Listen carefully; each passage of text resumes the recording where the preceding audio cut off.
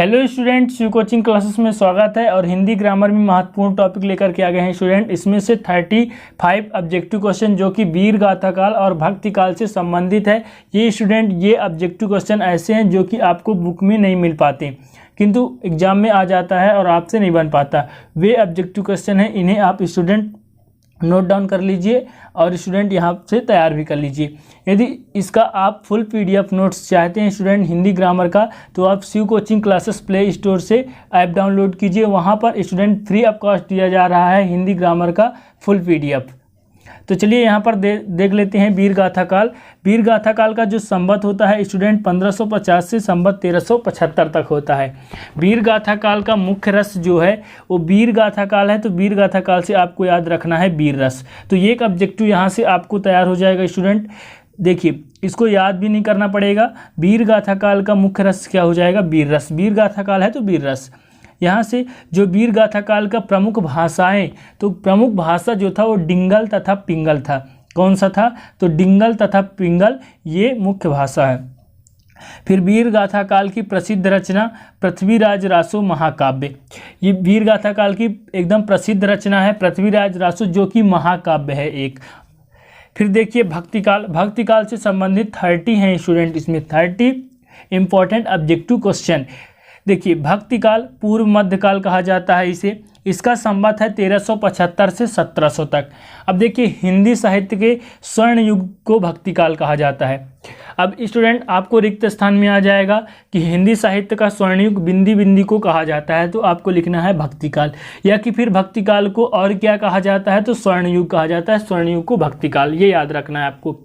भक्ति काल की जो काव्य भाषा है वो क्या थी स्टूडेंट? तो भक्ति काल की काव्य भाषा क्या है? अवधी तथा ब्रज भाषा।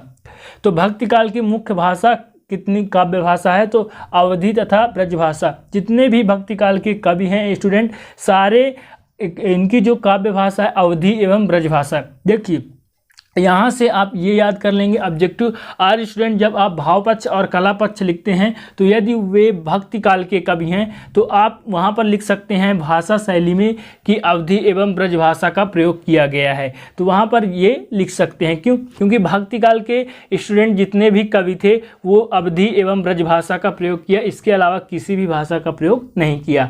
यहाँ पर देखिए भक्ति काल का काव्य रूप। तो भक्ति काल का जो काव्य रूप है प्रबंध व मुक्तक काव्य। स्टूडेंट प्रीवियस वीडियो में आपने देखा होगा कि प्रबंध काव्य और मुक्तक काव्य क्या है।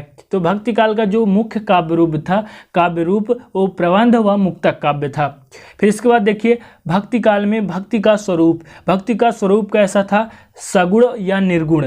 तो भक्ति काल जो स्टूडेंट भक्ति होता है वो दो प्रकार से होता है, एक सगुण व निर्गुण। तो भक्ति काल में जो भक्ति का स्वरूप था वो सगुण भी था और निर्गुण दोनों था। तो यहाँ पर सगुण और निर्गुण दोनों याद करना है स्टूडेंट, ये इंपॉर्टेंट है। इसके बाद देखिए जो राम भक्ति शाखा के प्रमुख कवि, राम भक्ति शाखा के प्रमुख कवि कौन है? तो गोस्वामी तुलसीदास। और रामचरितमानस की रचना भी इन्होंने की है, जो कि एक महाकाव्य है। गोस्वामी तुलसीदास, ये भी याद करना है आपको, प्रमुख कवि। और भक्ति के लोकनायक कवि कौन है? भक्ति काल के लोकनायक कवि गोस्वामी तुलसीदास ही हैं। तो यहाँ से स्टूडेंट एक आंसर होगा दोनों क्वेश्चन का कि राम भक्ति शाखा के प्रमुख कवि गोस्वामी तुलसीदास, और दूसरा क्वेश्चन ये कि रामचरितमानस की रचना किसने की? तो तुलसीदास स्टूडेंट, जो कि एक महाकाव्य है। और भक्ति काल के जो लोकनायक कवि हैं वो गोस्वामी तुलसीदास ही हैं। अब स्टूडेंट यहाँ पर देखिए भक्ति काल का प्रसिद्ध ग्रंथ का नाम तो रामचरितमानस। और रामचरितमानस का स्टूडेंट काव्य रूप हमने बता दिया आपको, महाकाव्य। तो देखिए एक क्वेश्चन से जुड़ी हुई क्वेश्चन है स्टूडेंट, इसमें कई तरह के आपको प्रश्न मिल जाएंगे और स्टूडेंट आपसे नहीं बनेगा, इसलिए यहाँ पर स्टूडेंट सारे के सारे को नोट डाउन कर लेना है आपके। देखिए यहाँ पर भक्ति काल का प्रसिद्ध ग्रंथ का नाम रामचरितमानस और लोकनायक कवि गोस्वामी तुलसीदास। और रामचरितमानस की रचना किसने की? तो गोस्वामी तुलसीदास। और रामचरितमानस का काव्य रूप है तो महाकाव्य। अब देखिए ये जो तुलसीदास जी हैं ये भक्ति काल के कवि हैं, इसलिए यहाँ पर स्टूडेंट रामचरितमानस का काव्य भाषा पूछा गया तो अवधी है। जो रामचरितमानस का काव्य भाषा है वो अवधी है। देखिए जब आपको ऑब्जेक्टिव क्वेश्चन में पूछा जाएगा तो अवधि स्टूडेंट ये भक्ति काल का है, इसके अलावा अन्य काल का रीतिकाल, वीर गाथा काल, इस काल का भाषा वहाँ पे दे दिया जाएगा और ये अवधि आपका सही आंसर हो जाएगा, क्योंकि रामचरितमानस की रचना जो है तुलसीदास ने की थी, गोस्वामी तुलसीदास, और इनकी जो भाषा था वो अवधि था। अब देखिए रामचरितमानस में प्रयुक्त छंद, कौन कौन सा छंद प्रयुक्त किया गया, तो दोहा और चौपाई, दोहा और चौपाई जो छंद है वो प्रयुक्त किया गया, ये भी इंपॉर्टेंट क्वेश्चन है। इसके बाद देखिए तुलसीदास की भक्ति कैसी थी, तो वह दास भाव की थी, दास भाव स्टूडेंट। उन्होंने अपने आराध्य राम को स्वामी और स्वयं को दास स्वीकार किया है। देखिए दास भाव का मतलब ये है कि इन्होंने अपने, देखिए रामचरितमानस में पूरा श्री राम की रचना की गई है स्टूडेंट, ठीक, तो राम के बारे में वहाँ पर क्या किया गया है, वर्णन किया गया है। तो राम को इन्होंने स्वामी और स्वयं को दास स्वीकार किया है, इसलिए इनकी भक्ति जो है कैसी है, दास भाव की। और देखते हैं स्टूडेंट अगला क्वेश्चन इंपॉर्टेंट जो है, देखिए राम भक्ति शाखा का काव्य रूप, तो राम भक्ति शाखा का काव्य रूप आपने देखा प्रबंध काव्य व मुक्तक काव्य। तो स्टूडेंट अभी आपने देखा कि लोकनायक कवि, और लोकनायक कवि के साथ साथ तुलसीदास जी को लोकप्रिय कवि भी कहा गया। कैसे, तो लोकप्रिय कवि भी कहा गया। तो लोकनायक और लोकप्रिय आएगा तो आपका जो आंसर होगा स्टूडेंट तुलसीदास ही होगा। तो भक्ति काल के सर्वाधिक लोकप्रिय कवि कौन है, तो तुलसीदास जी है। और लोकनायक कवि पूछता है फिर भी आप तुलसीदास जी लिखेंगे। अब देखिए तुलसीदास ने लोक मंगलाकारी काव्य की रचना की। अब यहाँ पर एक और आपका ऑब्जेक्टिव क्वेश्चन है कि तुलसीदास ने लोक मंगलकारी काव्य की रचना की, कौन सी, तो लोक मंगलकारी। देखिए ये शब्द ऐसे हैं जो कि आप स्टूडेंट कहीं नहीं सुनते हैं, ना पढ़ पाते हैं, और ये आ जाता है आपके एग्जाम में और यही क्वेश्चन नहीं बन पाते हैं। देखिए तो यहाँ से आपको तैयार करना है कि तुलसीदास ने लोक मंगलकारी काव्य की रचना की है।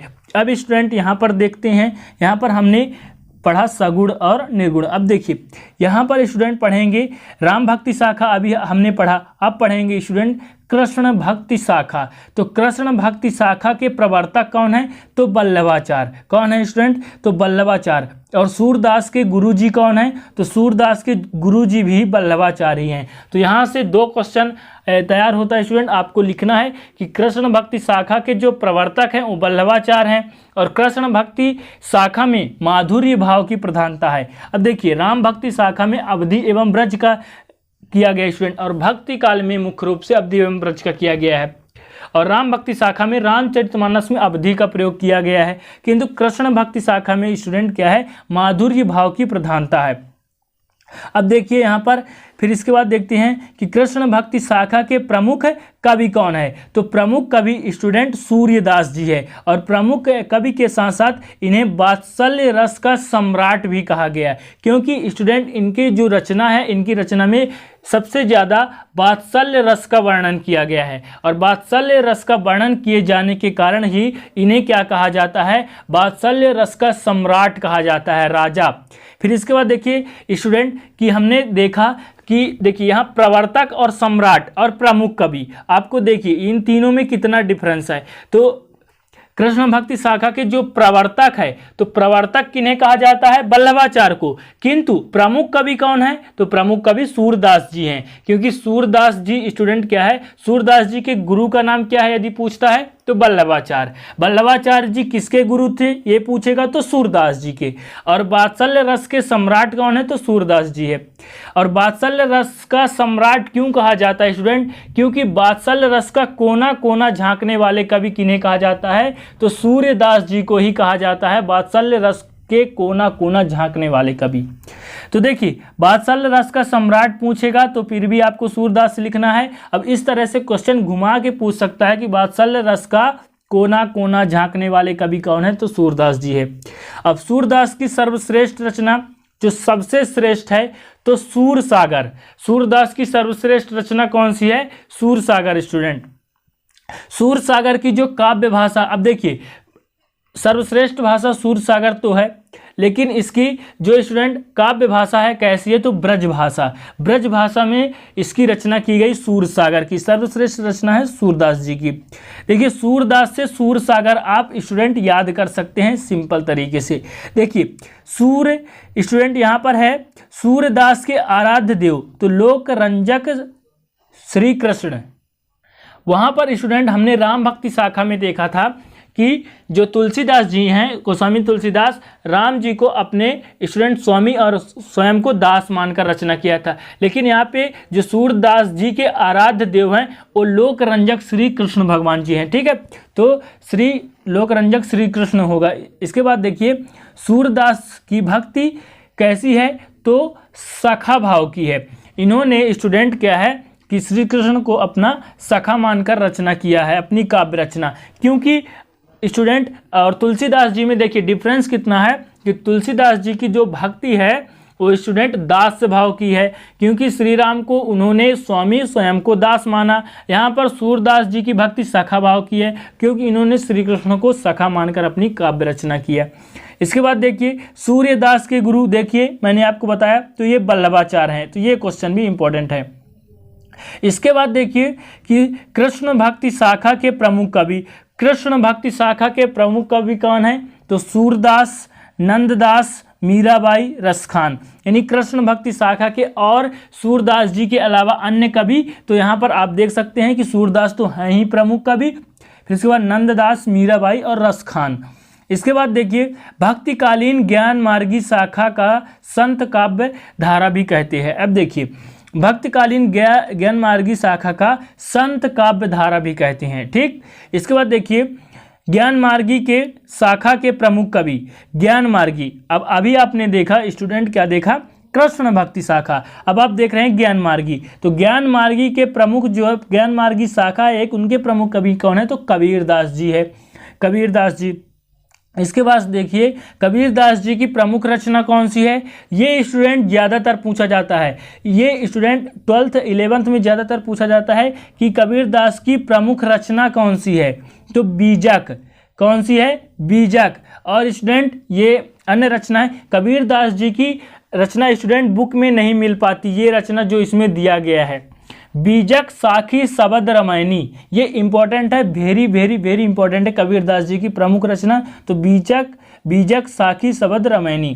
इस प्रकार स्टूडेंट इस वीडियो के माध्यम से 35 important objective question Hindi grammar के देखे हैं, जो कि आप किसी भी क्लास में हैं स्टूडेंट 9, 10, 11, 12 सभी के लिए हेल्पफुल है। यदि इसका आप फुल PDF नोट्स चाहते हैं स्टूडेंट, तो प्ले स्टोर से Shiv coaching classes app download कीजिए स्टूडेंट, उसको वेरीफाई कीजिए, वहाँ पर फ्री में आपको हिंदी ग्रामर का दिया जा रहा है student, free PDF notes full 64 page का स्टूडेंट। तो चलिए स्टूडेंट, उम्मीद करता हूँ कि ये वीडियो आपको अच्छा लगा होगा। यदि अच्छा लगे तो प्लीज़ एक लाइक कर दीजिएगा, दोस्तों के साथ शेयर कर दीजिएगा, अपना राय कमेंट में ज़रूर बताएं। मिलते हैं अगले वीडियो में, तब तक के लिए जय हिंद, वंदे मातरम।